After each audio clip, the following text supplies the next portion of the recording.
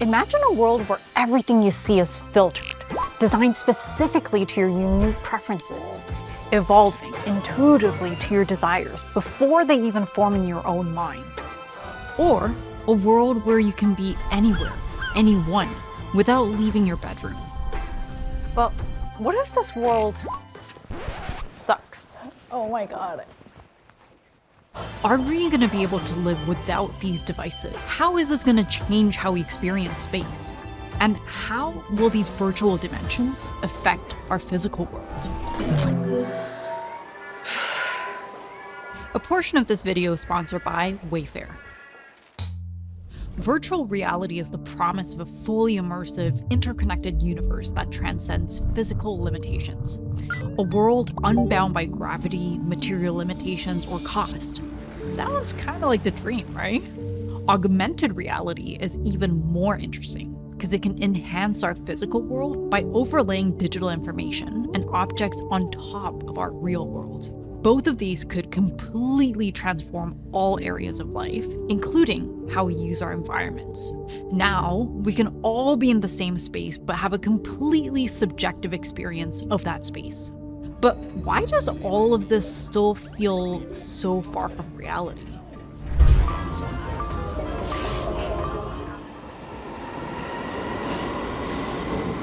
Public transit is this unique in-between space where we can physically exist in a communal space, but mentally be immersed in our personal world. It's also a universal experience, so it's kind of the best way to observe cultural changes.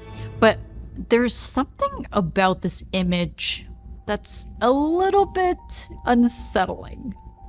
And it might have something to do with ambiguity. According to Claude Lévi-Strauss, the facial disguise temporarily eliminates from social intercourse the part of the body which reveals personal feelings and attitudes. The reason why masks can be creepy, even if it's neutral or happy, might have something to do with the fact that it hides the emotions or intentions of the person underneath. I don't know if this person is crying or glaring at me. And this weird psychological phenomenon might be why Apple spent millions of dollars developing this feature called Eyesight, which at first seems like a completely useless feature. It basically allows people to see an actual live simulation of your eyes with data from the internal infrared cameras, 2 per eye, to capture your eye movement and facial expressions. The data is then fed to a machine learning algorithm that combines it with your own unique digital persona using the front-facing true-depth camera. All of this tech and R&D just so that you can see if somebody's looking directly at you or if they're immersed in their VR space. And this connection between what's happening behind your glasses and your surroundings could be one of the key steps to mass adoption. And as we get more comfortable wearing these devices, it's going to unlock a whole new world that straddles between the physical and the digital. Historically, architecture used programming diagrams to define distinct, separate spaces. As we get into more postmodern architecture, we start to get a bleeding of different programs, creating these in-between spaces. VR and AR allow us to merge all of this and create multiple spaces within one physical space. And not just that, each person could have a totally different experience of that space. Basically, everything we know about three-dimensional space goes out the door, and we get what Matsuda calls the subjective space, where everyone can be in the same environment and experience different realities. Someone sitting just next to you on the bus will see a completely different city curated to their personal tastes and interests. You can be in your digital bedroom while you're physically in a cubicle or an airplane or a prison cell. You can also be in a museum or a concert hall or an aquarium or a basketball court or a pool or a school or a library. There's something fundamentally human about wanting to share a communal physical experience with other people. Studies have found that going through a shared experience, just by being in the same space, can intensify that experience, even if there's no verbal exchange and even if it's just with strangers. In this one study from Yale University, students were given chocolates, either simultaneously with another participant or alone. Despite both chocolates being identical, students reported the chocolates tasting better when they ate it with the other person in the room. And that's why, even if we don't need to, we like going to a library or a coffee shop. We like being in the same space and the presence of other people. These are some of the moments from the Lightship Summit conference in 2022.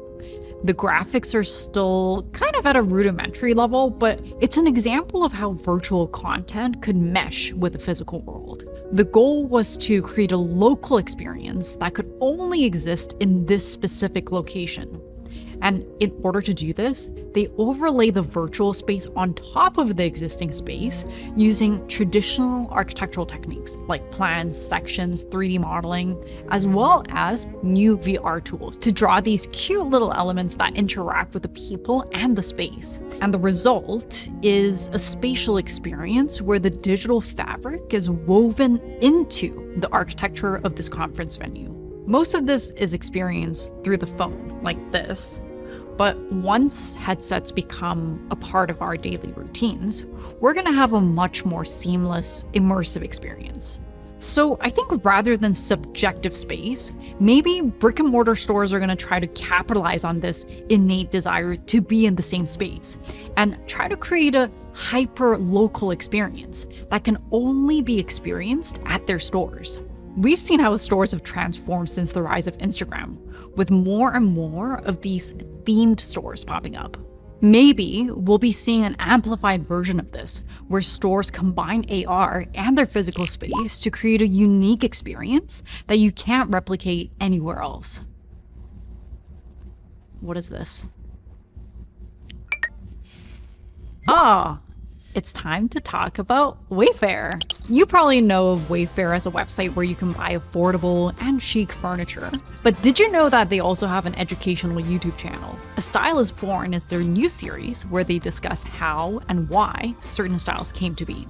It's really well produced, really well researched, and I love how they break down the history of that style from the social and economic conditions and why it's making a comeback. And I think when you understand the context behind something, you can really appreciate it a lot more beyond just the aesthetics of it. Anyways, I would highly recommend you check out their episode on how brutalism influenced interior design. I personally love brutalism, but it's also quite controversial. People either love it or hate it. But what's certain is that it's spread all over the world and became a trend in itself. So yeah, check it out and go and subscribe to their channel. I'll include the link in the description.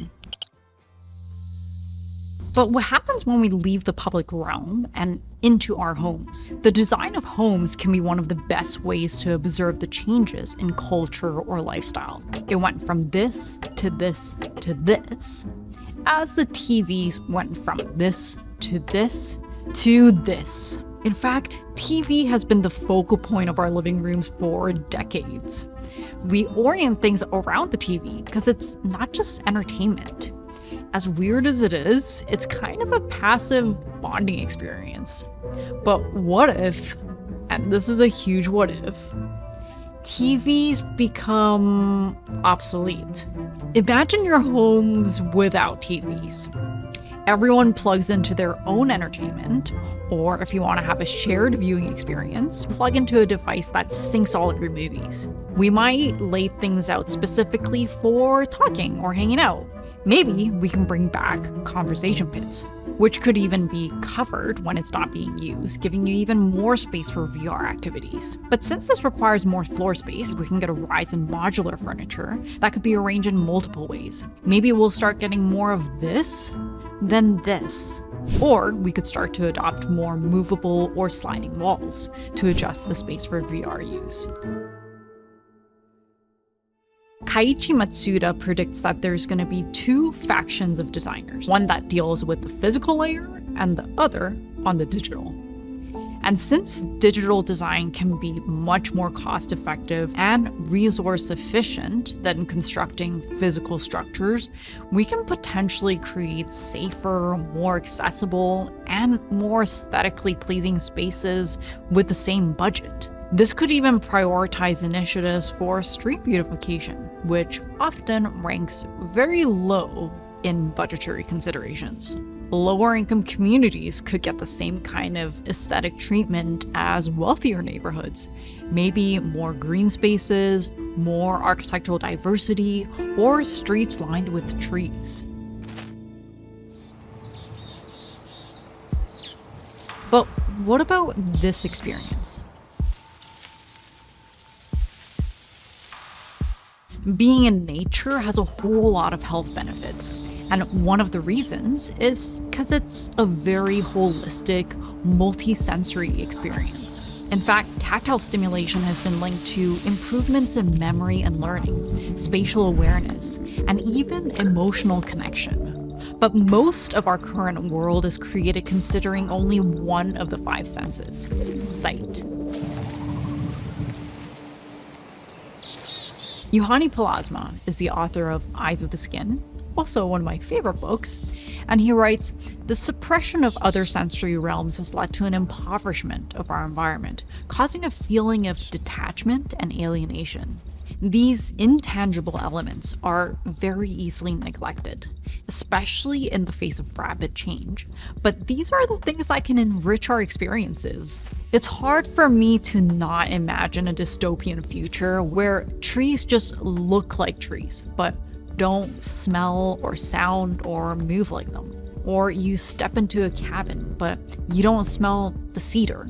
You can't feel the grains of wood or the concrete on your skin. Maybe we won't even notice what's missing because we forgot what it feels like. Or these real tactile experiences are reserved only for certain people or certain neighborhoods. But what if, instead of creating completely new environments, it's more about filling in the gaps? I'd imagine that filling in a tree between 2 existing trees would require a lot less computational power than creating it from scratch. But it could also increase the believability of virtual objects by sitting between the real objects.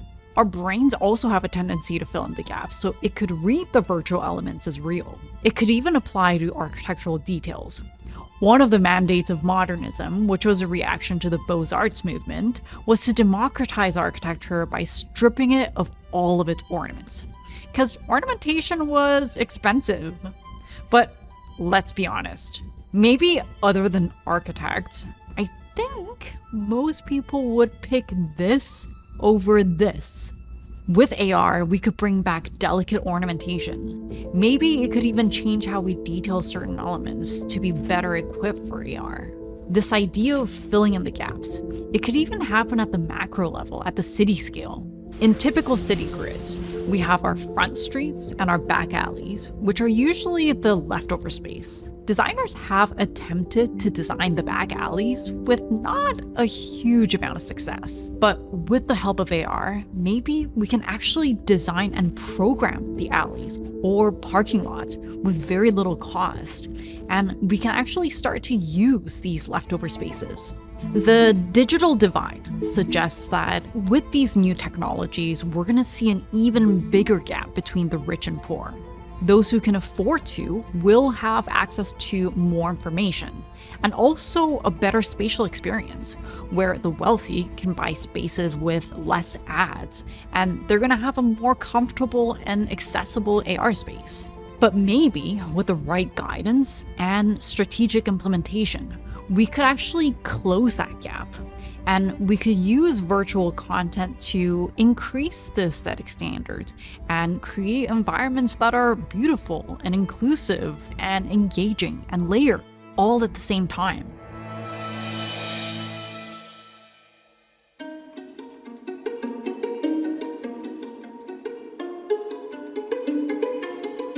Right now, a very select few in society shape our environments, just due to the sheer amount of training involved.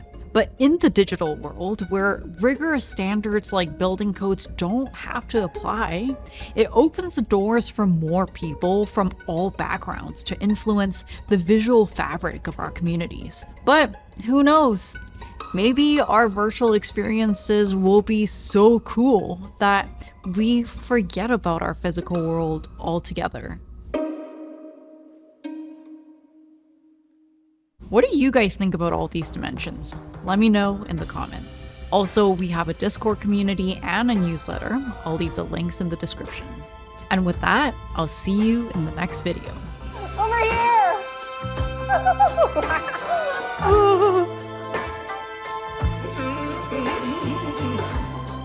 You got my attention, baby. I can't make a move.